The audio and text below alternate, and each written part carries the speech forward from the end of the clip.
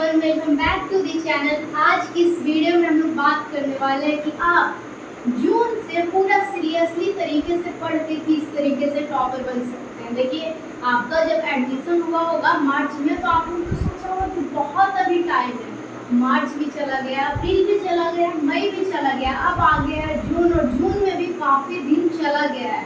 अब आपको क्या हो गया होगा, टेंशन हो गया होगा अंदर से कि आप किस तरीके से ये 6 महीने में पूरा 10th का सिलेबस कवर करें। स्टार्टिंग में जो हमने सपना देखा था टॉपर का, वो कैसे पूरा करें। तो आज की इस वीडियो में हम कुछ ऐसे स्ट्रैटेजी, ऐसे स्टेप लाए हैं जो अगर आप सिर्फ देखें ही नहीं, फ्लो भी करिए ना, तो हम 100% श्योर है कि जितना टाइम बच रहा है उसमें आपको स्टेट रैंक ला सकते हैं, अगर हम जो आपको बता रहे हैं वो फ्लो कर लिए दे।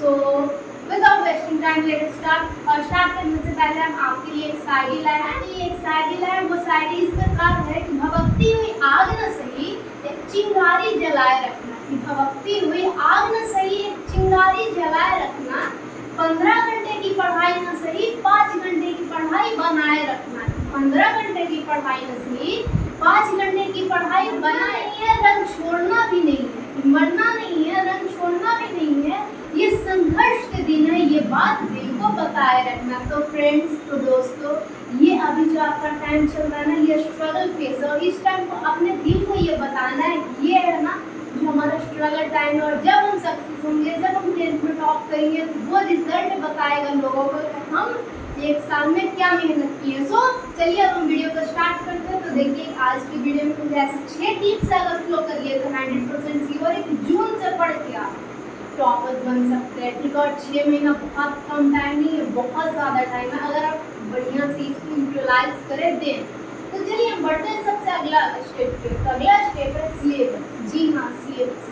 आपका जितना भी सिलेबस है, साइंस का, केमिस्ट्री का, साइंस का, एसएसटी का, हिंदी का, संस्कृत का, मैथ का, ये सब जितना भी आपका सिलेबस है ना, उसको कंप्लीट कीजिए। कंप्लीट कब तक कर सकते हैं, इसका एक शेड्यूल अगर नहीं किए आपको, इसको अक्टूबर के लास्ट तक आपका पूरा सिलेबस कंप्लीट होना चाहिए। ये आप टारगेट लेकर चलिए, ठीक है ना, कि जैसे अक्टूबर के लास्ट तक मेरा पूरा सिलेबस खत्म हो जाना चाहिए, चाहे कुछ का भी हो। आप ऑनलाइन पढ़ रहे हैं, ऑफलाइन पढ़ रहे हैं, फिर भी, और ऑफलाइन में तो सिलेबस आपका जल्दी कंप्लीट हो जाता है, ऑनलाइन में भी हो जाता है, ठीक है। इसलिए अगर आप कहीं से पढ़ रहे हैं, टारगेट ये लेके चलना है कि आपको अक्टूबर के लास्ट तक पूरा सिलेबस खत्म कर देना है। ये आपका पहला स्टेप है, ओके। अब हम बढ़ते हैं अगले स्टेप पर। अगला स्टेप है PYQ। जी हाँ, PYQ का फुल फॉर्म होता है प्रीवियस ईयर क्वेश्चन। अगर आपका पूरा सिलेबस खत्म हो जाता है, मान के चलिए कि मैथ का पूरा चैप्टर आप कंप्लीट कर लिए, तो उसके बाद तो आपको 2-3 महीना बचेगा, उसमें बैठना तो नहीं है, क्या करना है, उसमें आपको प्रैक्टिस करना है। आपको देखिए हम बता रहे हैं 10th के लिए क्वेश्चन बैंक लेना है प्रीवियस ईयर का, तो ब्रिलियंट, बहुत ही बढ़िया बुक है। उसको क्या कर सकते हो, उसमें चैप्टर वाइज जाता है। जैसे आप पहला चैप्टर खत्म किए, वास्तविक संख्या, रियल नंबर, तो उसका आप क्या कर सकते हैं कि 15 साल का प्रीवियस ईयर क्वेश्चन उस पर सॉल्व कर सकते हैं। जिससे क्या होगा ना, अगर आपका सिलेबस कंप्लीट है, ठीक है, सिलेबस से 20% क्वेश्चन आता है, ठीक है।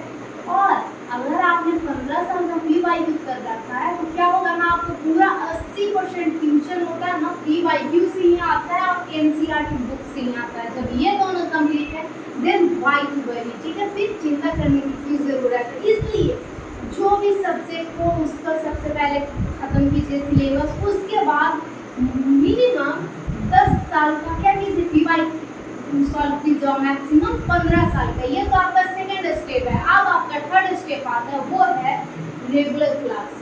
देखिए, अगर आप ऑनलाइन कर रहे हैं या कहीं भी कर रहे हैं, आपको क्लास रेगुलर करना है, यानी कि डेली क्लास जाना है। अगर आपको पता होगा, अगर आप एक दिन क्लास मिस करते हैं तो आपको 100 स्टूडेंट से पीछे चल जाइएगा, ठीक है। और आपको तो पता होगा 10th में कितने स्टूडेंट एग्जाम देते हैं, और बहुत सारे उसमें से सीरियस भी होते हैं, ठीक है। उन सारे स्टूडेंट से आपका टक्कर होने वाला है, इसलिए आप रेगुलर क्लास कीजिए, बहुत ज़्यादा इम्पोर्टेंट है, ठीक है। अब हम बढ़ते हैं अगले स्टेप की, self study, one of the most important factor. ये सारे चीज़ में सबसे इम्पोर्टेंट पॉइंट है वो है सेल्फ स्टडी। ये है ना, अगर आप कर लेते हैं ना, तो आपके एग्जाम में ये रामबाण की तरह काम करता है।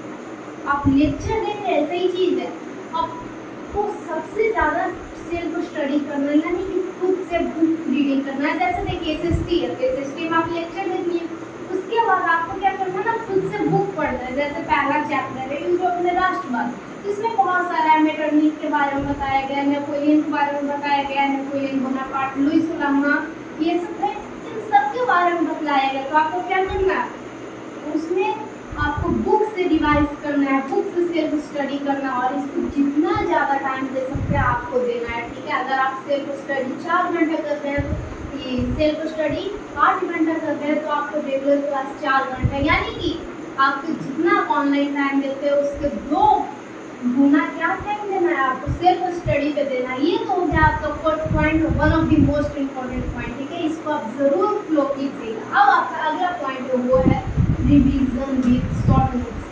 हम जानते हैं कि आपको पूरा नोट्स बनाए रखते हैं, वो बहुत बढ़िया चीज़ है, आप खुद का नोट भी बनाइए, ठीक है ना। इससे आपको क्या होगा, प्रैक्टिस होगा। और एक चीज़ है, आप अगर जो लगता है ये क्वेश्चन इंपॉर्टेंट है, इनफैक्ट जब आप ब्रिलियंट का क्वेश्चन पेपर PYQ लीजिएगा ना, तो उसमें सारा क्वेश्चन दिया रहेगा, तो आपको एक स्पेशल कॉपी रखना है, वो क्या, आंसर राइटिंग का कॉपी, जिसमें आपको क्वेश्चन ले लेना है और जो चैप्टर से पढ़े, अगर आप चैप्टर बढ़िया से पढ़े तो ये 100% श्योर है कि आपको वो क्वेश्चन बनेगा ही। इसलिए मान के चलिए आप प्रकाश का परिवर्तन पढ़े हैं, ठीक है, उसमें कहीं क्वेश्चन आ गया कि अगर वस्तु फोकस पे रखा हुआ है तो प्रतिबिंब कहाँ बनेगा, तो आप पढ़े हो तो आप बता देंगे कि प्रतिबिंब कहाँ बनेगा, अनंत पर बनेगा। उसी तरीके से आपको लघु करिए या दीर्घ करिए, कोई भी क्वेश्चन ले लेना है और आपको कॉपी पे लिख के क्या करना है ना, उसको आंसर देना है। और लघु करिए तो उसका तो आंसर आप 4 से 5 लाइन में दे सकते हैं, वही दीर्घ रहा तो उसका आंसर आपको 9 से 10 लाइन में देना है, ठीक है। ये चीज़ आप ध्यान रखिएगा।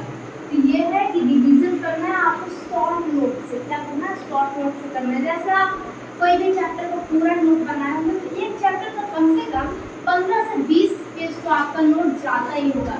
उसी तरीके से आपको शॉर्ट नोट बनाना है, उसमें क्या होगा ना, आपको मैक्स टू मैक्स कोई चैप्टर का नोट 2 पेज में बनाना है, ताकि आप क्विक रिकैप कर सकें, ठीक है। क्या करना है, क्विक रिकैप करना है, उससे आप जल्दी जल्दी में उसको टाइम दे दीजिएगा, आपका पूरा चैप्टर भी याद हो जाएगा और बहुत कम समय भी लगेगा। इसलिए आपको रिविजन करना है किससे, शॉर्ट नोट से। खुद का नोट भी बनाना है और साथ में शॉर्ट नोट भी बनाना है, ये दोनों बहुत हेल्पफुल होगा आपकी एग्जाम के लिए, ठीक है। अब आपका लास्ट आता है डेली रूटीन। देखिए डेली रूटीन तो बनाना जरूरी है, साथ में इससे क्या आपको फिक्स करना है, टारगेट सेट करना है। अब देखिए मान के चलिए हम टारगेट सेट किए, क्या सेट किए कि आज हमें किसी भी हालत में मैथ का ये चैप्टर कंप्लीट कर लेना है। आप जानते हैं कि मैथ का चैप्टर हमसे इतना कंप्लीट नहीं हो पाएगा, स्टेबल हम क्या उतना कैपेबिलिटी मेरे पास नहीं है, क्या करना है, अपनी कैपेबिलिटी से ऊपर का काम नहीं लेना है, जितना कैपेसिटी है आपके पास उतना ही लीजिए। जैसे आपको 2 घंटा पढ़ सकते हैं तो उसको बढ़ाइए, इतना तो नहीं पढ़ना है, ठीक है। इसलिए अगर आप मैथ का एक चैप्टर नहीं लेकिन एक टॉपिक को कंप्लीट कर सकते हैं ना, इसलिए शॉर्ट टारगेट लीजिए और साथ में कैसे पढ़िए, आप रूटीन वाइजली पढ़िए, यानी कि आप पढ़ रहे हैं सिर्फ मैथ ही पढ़ रहे हैं और आपके पास कोई रूटीन ही नहीं है, तो आपको पता कैसे चलेगा कि हमको किस टाइम क्या पढ़ना है, ठीक है। इसलिए हर चीज़ को बराबर टाइम दीजिए। जब आप बराबर टाइम दीजिएगा तभी आप हर चीज़ में क्या बढ़िया स्क्वायर कर पाएंगे। सिर्फ आप मैथ पढ़ रहे हैं तो आपको लगता है कि आप साइंस में बढ़िया स्क्वायर कर पाएंगे, आपको लगता है कि आप SST में बढ़िया स्क्वायर कर पाएंगे। इसलिए आपको सिर्फ और सिर्फ किस पे, रूटीन के हिसाब से सारे सब्जेक्ट पे ध्यान देना है, कोई एक पे नहीं, ठीक है। ये है आपका 6 पॉइंट। अगर आप फ्लो कर लेते हैं तो आई एम डैम श्योर कि अगले बार आप स्टेट टॉपर जरूर लाइएगा, ठीक है। और जून से पढ़ के लाइएगा। देखिए दिसंबर तक आपका पूरा सिलेबस भी खत्म हो जाता है ना, तो वेल एंड गुड, आपके पास 2 महीने टाइम बचता है, उस पर आप जितना चाहे रगड़ के पूरा मॉडल पेपर सॉल्व कर सकते हैं, क्वेश्चन प्रैक्टिस कर सकते हैं, बहुत कुछ कर सकते हैं। और हाँ एक चीज़ ध्यान रखिएगा कि जो चैप्टर आपका खत्म होता है उसका साथ साथ उसका PYQ 10 साल का सॉल्व करते जाइए, जिससे कॉन्सेप्ट भी क्लियर होगा और प्लस क्वेश्चन भी। अगर ये कर लेते हैं ना तो आपका बिहार बोर्ड के क्वेश्चन पेपर में एक भी क्वेश्चन नहीं छूटने वाला, ये हम आपको गारंटी देते हैं, ठीक है। तो आज की वीडियो में इतना ही फ्रेंड्स, थैंक